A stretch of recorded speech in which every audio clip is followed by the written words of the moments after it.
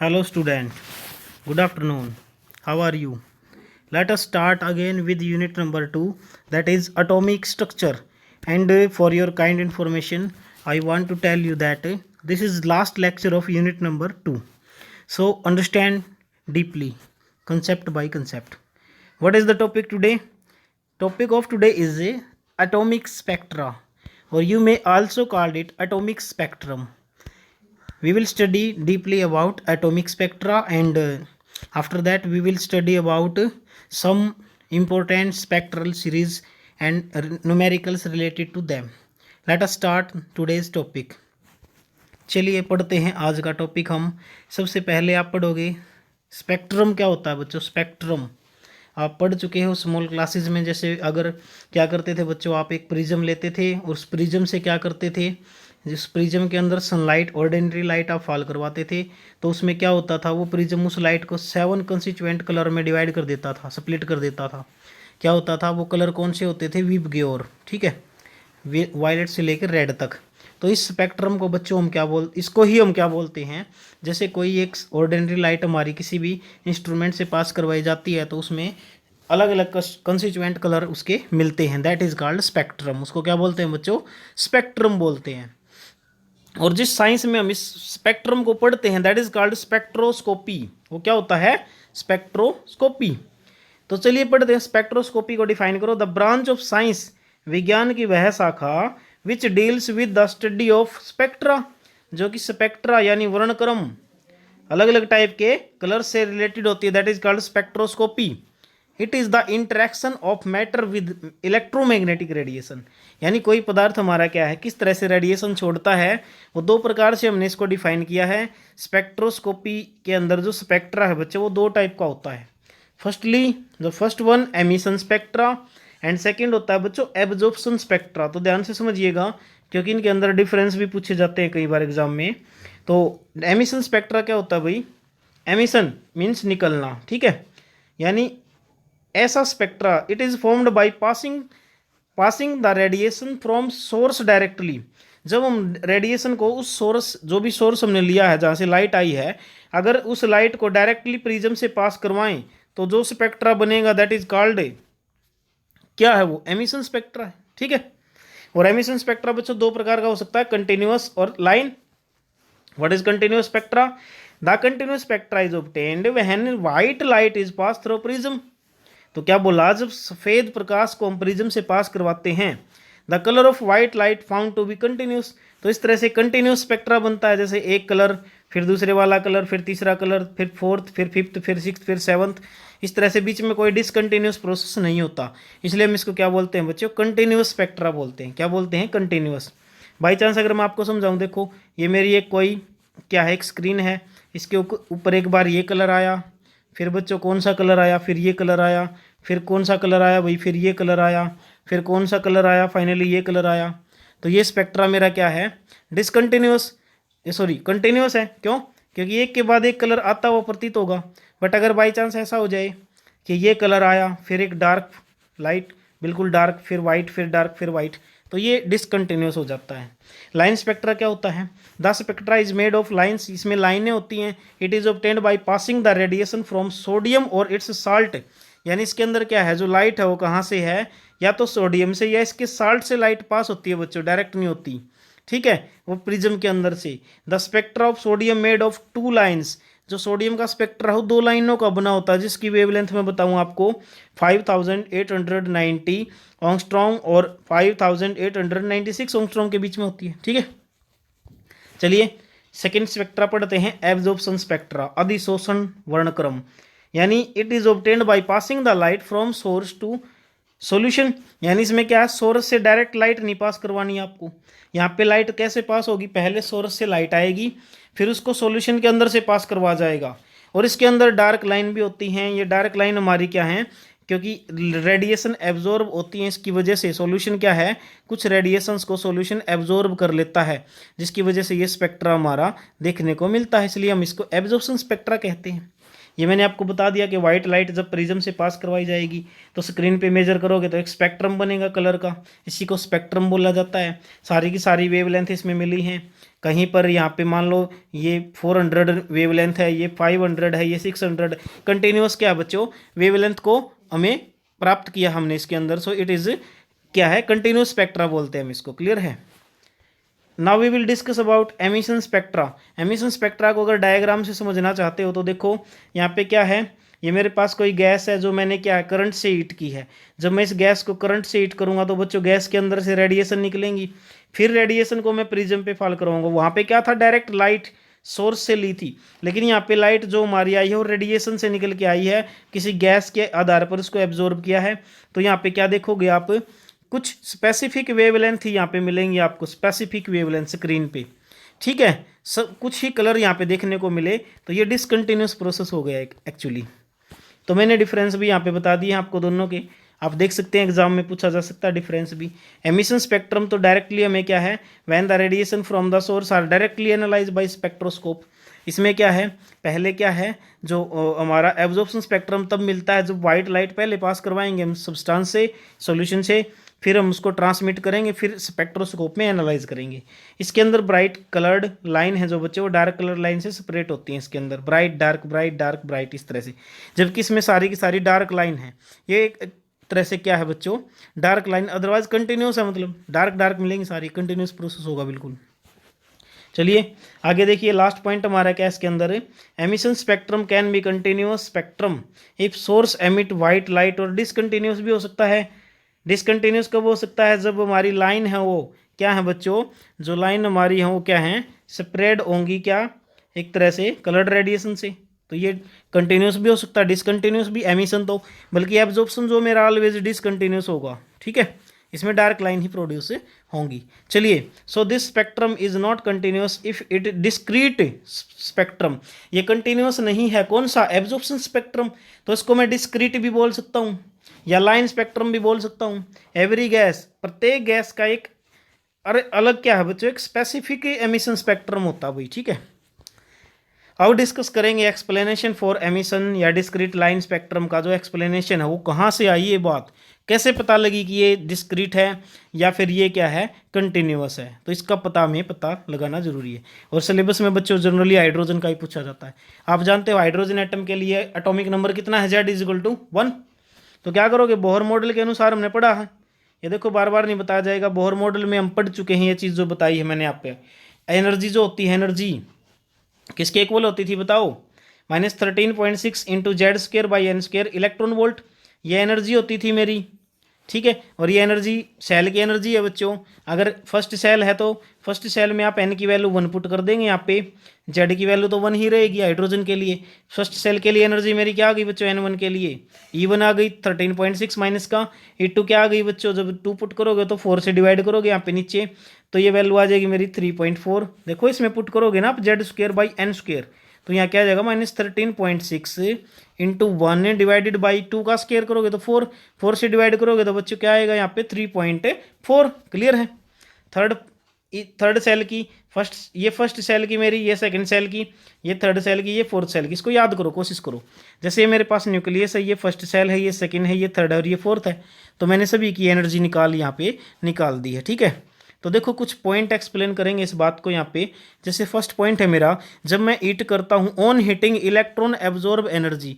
जैसे मैं इस मान लो ये मेरे पास है यहाँ पे इलेक्ट्रॉन है फर्स्ट सेल में इलेक्ट्रॉन है, अगर मैं इस इलेक्ट्रॉन को भाई हीट करूँगा तो क्या होगा, ये एनर्जी एब्जॉर्ब करेगा, खींचेगा।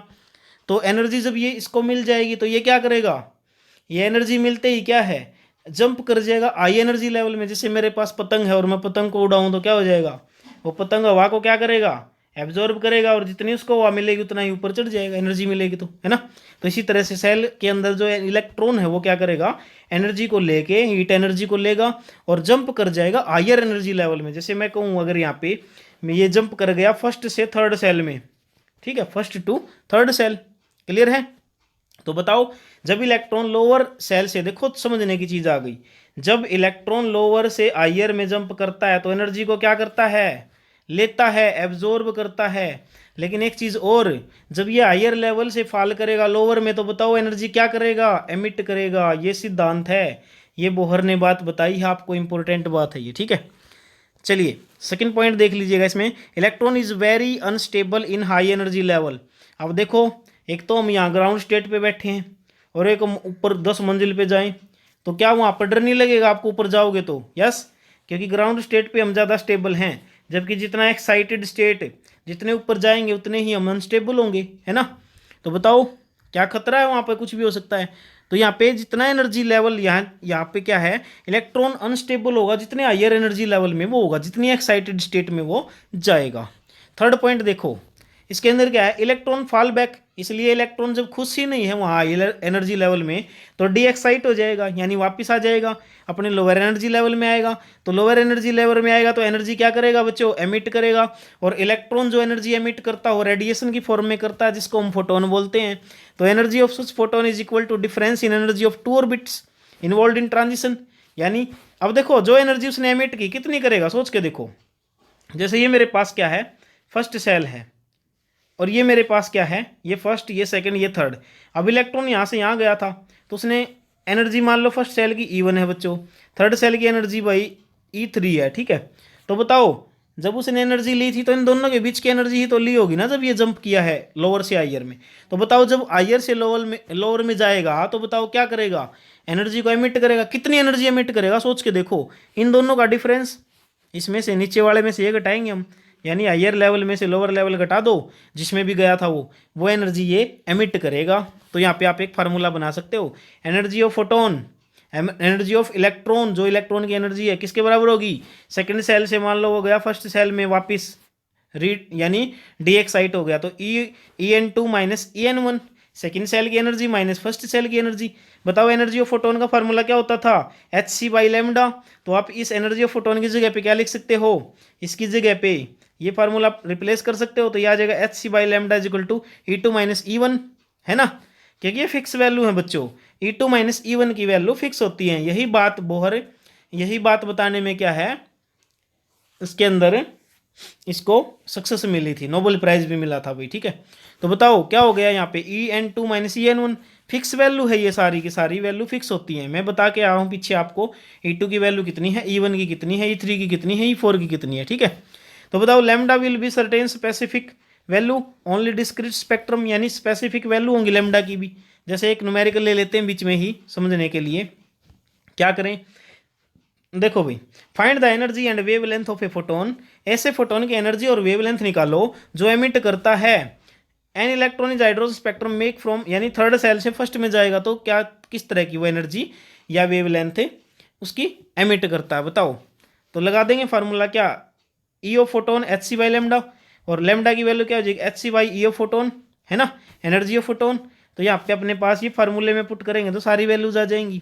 बट याद रखो हमारे पास क्या है, एक स्पेसिफिक फार्मूला था भाई, energy of NH cell minus 13.6 into n square into Z²/n² electron volt. ये वैल्यू सपोज करो हमारी, इन दोनों का डिफरेंस कितना है, दोनों का डिफरेंस आ गया 12.09 इलेक्ट्रॉन वोल्ट। कितना आ गया, 12.09 इलेक्ट्रॉन वोल्ट। लेकिन ये फार्मूला इतना ज़्यादा यूजफुल नहीं होता, बहुत बड़ा फार्मूला है, कहाँ से पुट करोगे इतनी ज़्यादा वैल्यूज़ को। इसलिए मैं आपको बताऊँ तो एक स्पेसिफिक फार्मूला मेरे पास है इसके लिए।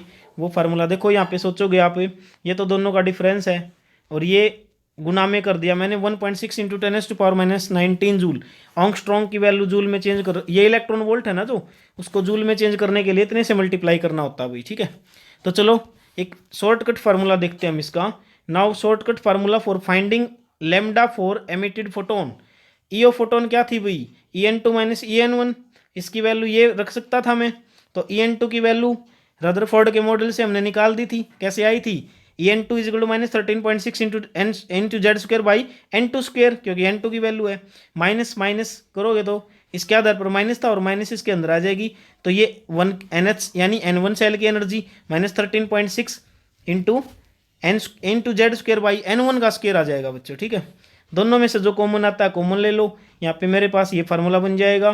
तो 1/λ इज इक्वल टू Hc को इधर ले जाऊंगा मैं 13.6 Z² और Hc डिवाइडेड में हो जाएगा, तो N1 N2 ये सारी वैल्यूज पुट करोगे बच्चों तो आपके पास क्या आएगा, एक यहाँ पे एक टर्म आएगी हमारे पास, देखो H की वैल्यू 6.626 इंटू 10⁻⁻34 जूल सेकेंड, और स्पीड ऑफ लाइट 3 × 10⁸ तो आप सभी वैल्यूज़ को पुट करें यहाँ पे, कितना आ जाएगा, जेड की वैल्यू तो 1 ही है, 13.6 × 1 का square 1 divided by H C is equal to 1.09 × 10⁻7। सारी वैल्यूज पुट करोगे तो आर एक मेरा कांस्टेंट आया बच्चों, यहाँ पे रिडबर्ग कांस्टेंट बोलते हैं हम इसको।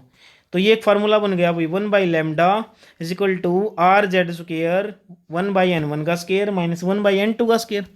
देखो बच्चों ये है बेसिक फार्मूला शॉर्टकट का जो यूज़ करेंगे। चलिए कुछ और बेसिक करते हैं हम इसमें। स्पेक्ट्रल सीरीज हमारे पास आएंगी, जो सीरीज हैं जो कि क्या बताती हैं, इन एनर्जी लेवल को बताएंगे। हाइड्रोजन के केस में इलेक्ट्रॉन वोल्ट में कितनी वैल्यू है इसकी, ठीक है। समझ लीजिए एक बार इसको, क्या चीज़ है ये। जैसे अगर मैं बात करूँ N1 सेल के लिए, तो N1 सेल यहाँ पे N2 हो गया, यहाँ पे N3 N4, इस तरह से आप अगर बात करोगे तो देखो इन दोनों के बीच में एनर्जी लेवल कितना था।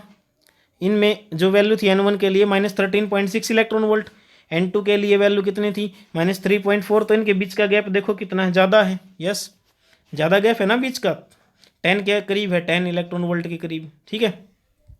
तो आप ऊपर जाओगे तो कितना आ जाएगा, ये गैप कम होता जा रहा है भाई। देखो क्यों, क्योंकि यहाँ पे एनर्जी गैप देखो इलेक्ट्रॉन वोल्ट में एनर्जी कितनी है इसकी।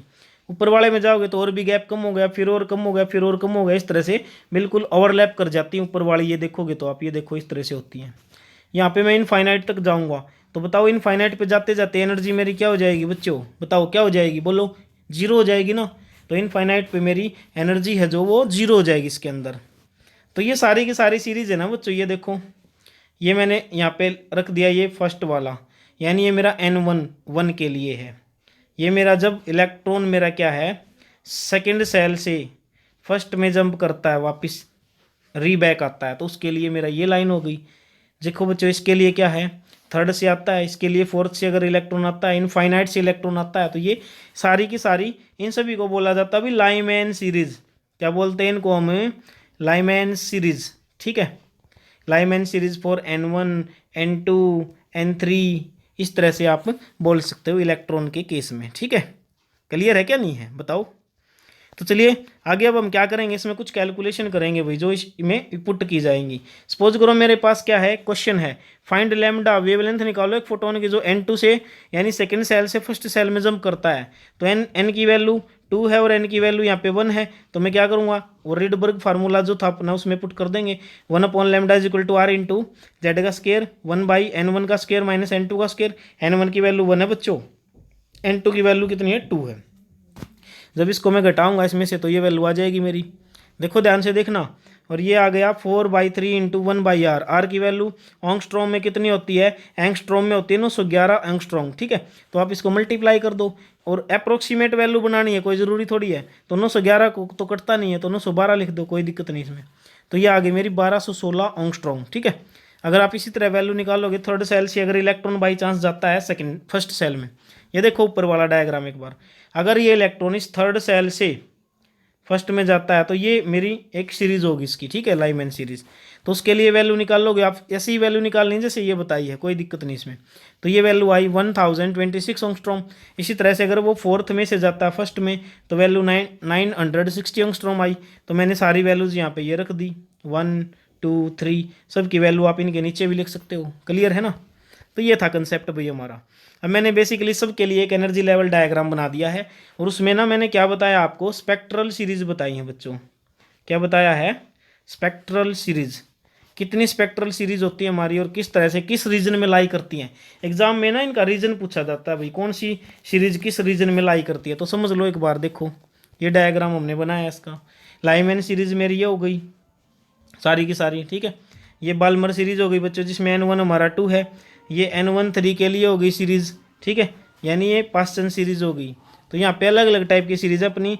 बाल्मर सीरीज विजिबल रीजन में जाती है, लाइमैन सीरीज अल्ट्रावायलेट रीजन में जाती है। यहाँ पे वेवलेंथ बढ़ते क्रम में ली हैं। और थर्ड सीरीज मेरी पास्टन सीरीज, ये किस में जाती है बच्चों, इंफ्रारेड में।